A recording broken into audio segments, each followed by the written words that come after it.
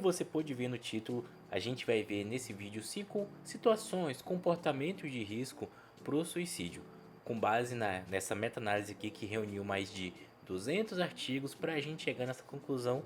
Porém, você vai ver que com o passar do vídeo vão ser mais de 5 situações e elas vão meio que se entrelaçar. Então, fica aqui que o tema é importante. E infelizmente essa temática ainda é relevante nos dias de hoje. Lendo esse artigo eu fui pesquisar os dados e os dados são alarmantes. Nessa última década, o Conselho Federal de Medicina colocou que teve um aumento de 43% nos índices de suicídio, e especialmente em adolescentes, que esse índice se prova maior, 81%. Gente, é muita coisa. Então esse vídeo se mostra importante para que você aprenda a identificar fatores de risco que pode ser a chave de você conseguir ajudar a pessoa que você ama. Hoje é muito comum a gente perder pessoas para o suicídio. Então, você saber identificar, você saber ver, você conseguir perceber essa situação faz com que você seja rede de apoio e ajude as pessoas que estão passando por isso. Então, fica aqui comigo, me acompanha. E outra, se esse vídeo for muito difícil para você assistir, você não precisa. Manda para alguém, ajuda o seu psicólogo, curte, compartilha. E eu acho que você já está vendo, mas o número do CVV já vai estar fixado aqui, 188. Se você estiver passando por qualquer coisa, liga para o CVV que eles vão te ajudar. Então, no mais, bora comigo que você vai entender esses fatores de risco. Mas com um tema tão relevante quanto esse, a gente tem que entender que ele é multifatorial. Mas multifatorial de verdade, não é uma palavrinha bonita. Por exemplo, a minha fala se baseia no sentido que esses fatores que eu vou colocar para vocês, por exemplo, um fator cognitivo como a ruminação, ela sozinha e isolada não é suficiente para a gente prever um suicídio. Ou seja, não é porque uma pessoa está ruminando que ela vai se suicidar daqui a um tempo. Então, é um fator de risco, mas não é um único fator que vai prever uma situação tão complexa como essa. Mas se você está precisando, meu contato é na descrição, marca a sua sessão. Então, vamos entender agora um dos principais fatores. E um desses principais fatores é a desesperança.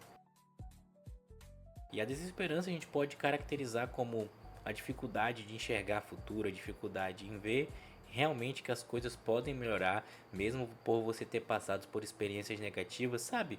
Você ter a capacidade de ver à frente. Essa é uma desesperança.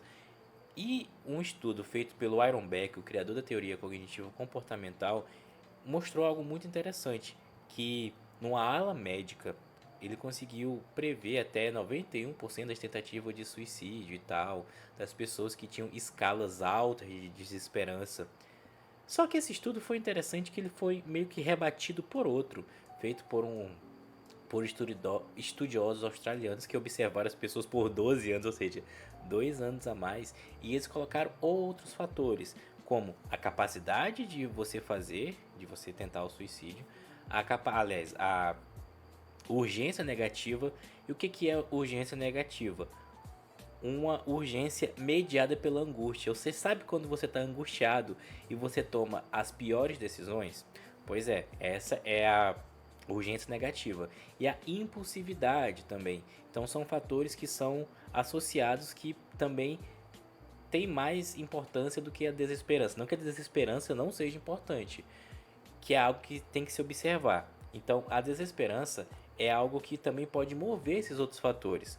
Ou seja, por você não ver motivo para seguir em frente, não ver motivo que as coisas melhorarem, se você tiver a capacidade de fazer e tiver no momento de urgência negativa, uma coisa ruim pode acontecer.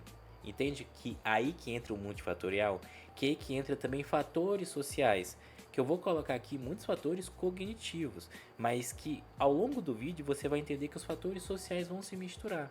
Então é muito interessante a gente ver, por exemplo, a relação de suicídio entre homens e mulheres, porque as mulheres até tentam mais, só que elas não têm os meios violentos para fazer, porque os homens se suicidam de maneiras mais violentas. Então é um fator social de construção, de criação e também de acesso às coisas.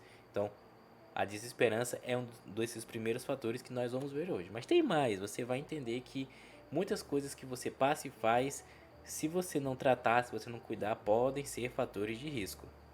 Agora vamos conversar do segundo fator que já foi comentado no fator anterior, como eu falei para vocês, multifatoriais eles se misturam. Mas vamos falar agora da impulsividade. A impulsividade ela é interessante porque ela não tem uma definição tão clara assim. A gente pode definir ela como uma busca por novidade, um período de racionalização diminuído, ou uma busca por algo, ou também movido por urgência, seja essa urgência positiva ou negativa. O interessante é que a gente, com ela não é um fator isolado de risco para o suicídio, mas ela é um fator muito interessante para a gente prever automutilação e também tentativas de suicídio repetidas. Ou seja, ela não é um fator que impulsiona a primeira tentativa, mas as próximas sim. Não sei se ficou claro para vocês. Então, a pessoa que ela tenta uma vez ou que ela tem ideações suicidas, não é porque ela vai ter um momento de impulsividade que vai acontecer. Pode ser sim por um momento de impulsividade, só que as próximas tentativas, aí essa sim, por um momento de impulsividade, vai ser muito mais perigoso. É por isso que no tratamento a gente tem que também diminuir o acesso a coisas que possam fazer com que esses momentos de oportunidade, ó, de impulsividade virem oportunidade. Então, a impulsividade é um fator também que está associada ao consumo de álcool e outras drogas. Então, obviamente o consumo de álcool e outras drogas é um fator também para o suicídio, um fator que é tanto social, né? Porque o uso de drogas não é um uso tão individual assim, é um uso bem social, quanto um fator biológico. Então é muito interessante a gente fazer essa correlação entre impulsividade e uso de substâncias, que é muito perigoso e hoje o uso de substâncias aumentou e tal. Então tenham cuidado com isso. Agora vamos pro terceiro fator que me pegou de surpresa. Eu acho que vai te pegar de surpresa também. Então, se pegar de surpresa, se inscreve aqui no canal. Mas vamos lá. Um dos fatores do suicídio também é o perfeccionismo. Mas o interessante é que a gente pode definir vários tipos de perfeccionismo.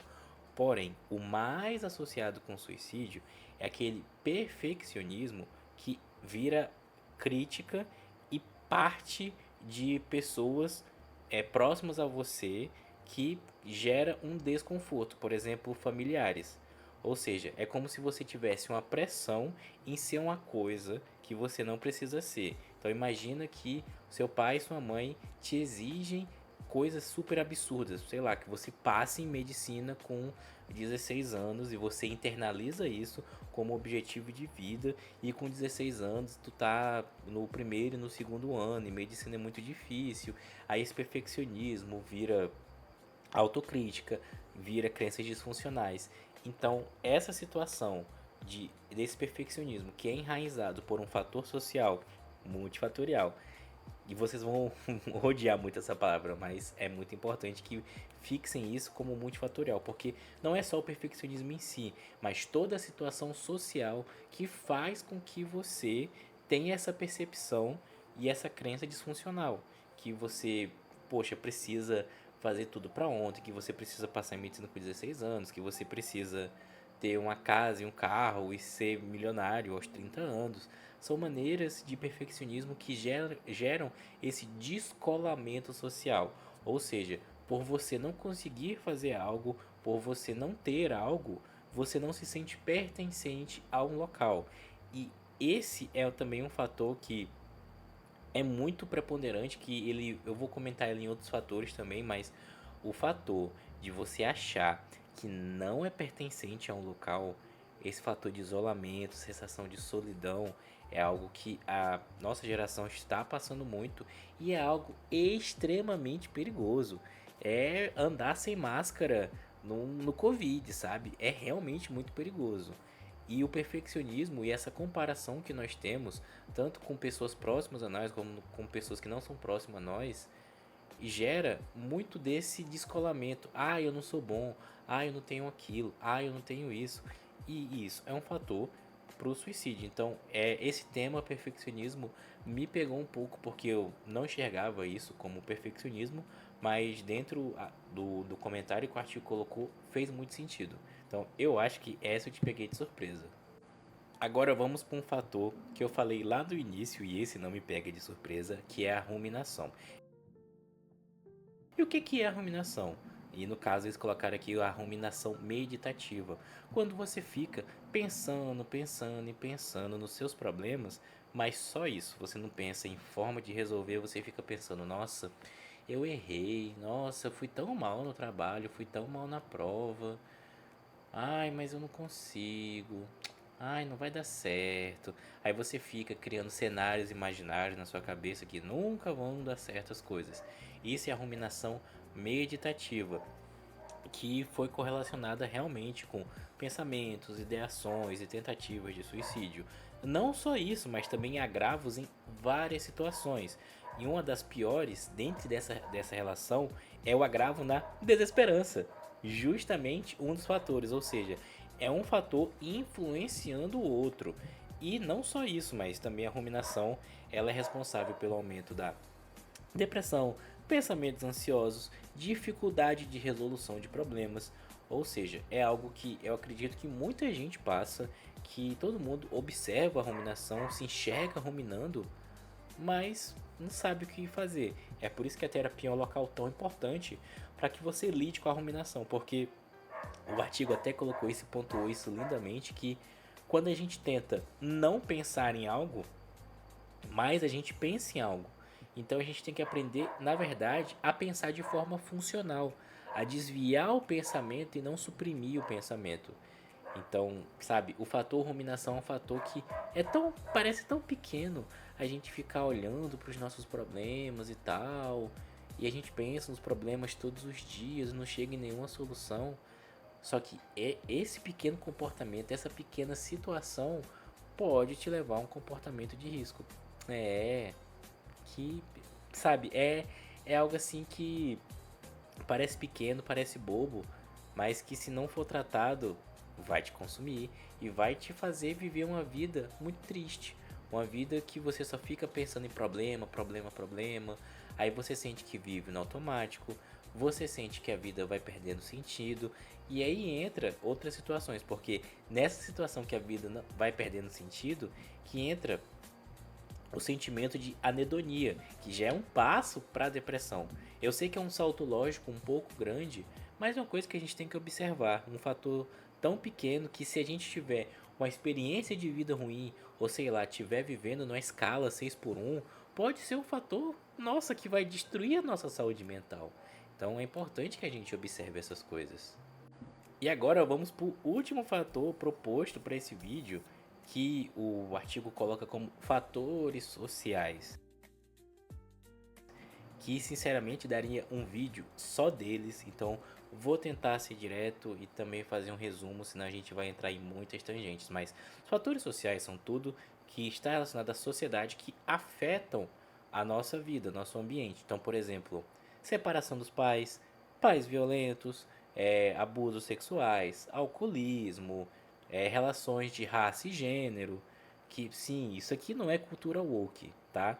Se você, pessoa de direita que está vendo esse vídeo, não é lacração, é um fato, é a amostragem de dados que grupos de risco têm maiores fatores para o suicídio, simples assim. E também fatores socioeconômicos, como eu citei no fator anteriormente, jornadas de trabalho exaustivas que deixam o seu nível de estresse muito alto. Os níveis de estresse também, mas é um fator um pouco mais complexo, mas ele também está relacionado com essas tentativas e também alimenta outros fatores, como desesperança, ruminação, e você não consegue ver solução para os problemas, porque você trabalha muito, recebe pouco. Também a nossa geração é uma geração de sonhos perdidos, então a gente tem dificuldade em ter coisas básicas para nossa sobrevivência.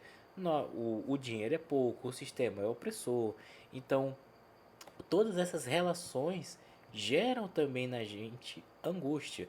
E angústias que vão gerar a impulsividade, vão gerar os outros fatores que eu comentei aqui. Então, É por isso que é muito importante a gente observar que os fatores de risco, eles se misturam, eles se alteram e eles se ajudam a te fazer mal. Então é importante observar se algum colega está passando por essa situação, que, sabe, vai que ele precisa da minha ou da sua ajuda. Que uma das coisas que, como eu falei, que é importante é, o pertencimento. É por isso que outros fatores sociais contribuem também para a melhora. Também, por exemplo, se faz sentido para você a comunidade da sua religião, o esporte que seja coletivo, como vôlei, crossfit, jiu-jitsu. Então, são situações que são sociais e te fornecem pertencimento, te fornecem esperança nas coisas. Então, o tratamento também ele é multifatorial. E também uma coisa para que você observe é que o artigo colocou como sendo promissor para o tratamento do suicídio a terapia cognitivo-comportamental. Então, observar um psicólogo também que tenha essa abordagem. Mas o importante é que você vá para o psicólogo, mesmo ele sendo da Gestalt, sendo da psicanálise. O importante é você estar em terapia. Mas eu entendo também que você vai me dar um argumento de que terapia é algo caro. E eu concordo com você, porque a gente vai cuidar da saúde mental num momento tão delicado. Mas existem situações de valores sociais. Tipo, nós psicólogos não podemos divulgar que fazemos valores sociais. Mas se você chegar a mandar mensagem para o psicólogo, talvez ele faça valor social. Eu sei que é chato ficar correndo atrás, mas por exemplo, em faculdades também existe o serviço de psicologia, que é ofertado atendimento gratuito à população. Também, se você está vivendo em situação de muito risco, CVV, liga para o número 188, vai te ajudar. E buscar também os seus direitos em CRAS, em CAPS, busque, tente, mas vale a pena lutar pela sua saúde mental, vale a pena viver, vale a pena buscar. E outra coisa muito importante é que psicologia não é neutra, né? Neutro é só o sabão, que ano que vem é ano de eleição. E você está escutando algum pré-candidato a falar sobre saúde mental? Sabe, é muito importante. Eu não vejo, é muito difícil eu ver um candidato que apoie a saúde mental, que apoie programa de esporte, ou que apoie também coisas de necessidade básica, como saneamento básico, distribuição de água, é, alimentação, moradia, que são coisas também que influenciam nos fatores sociais de suicídio. Então, olhe também para o ano que vem, sabe? Eu acho que a gente vive um momento de despolitização, mas eu acredito que você consegue olhar para um candidato, sabe, e ver se ele vai ter uma proposta boa, uma proposta ruim.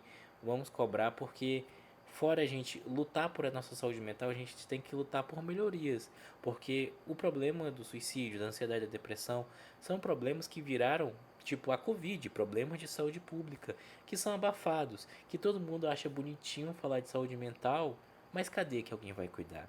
Cadê que alguém vai fazer por nós psicólogos? Cadê alguém que vai deixar a psicologia mais forte no SUS? É difícil, muito difícil. Mas se você chegou até aqui, acredito que esse vídeo tenha feito a diferença ou vá fazer diferença na sua vida. Então, se inscreve no canal, preciso muito da ajuda de vocês. E se você precisar de um psicólogo, meu contato vai estar na descrição. Então, até o próximo vídeo. Tchau.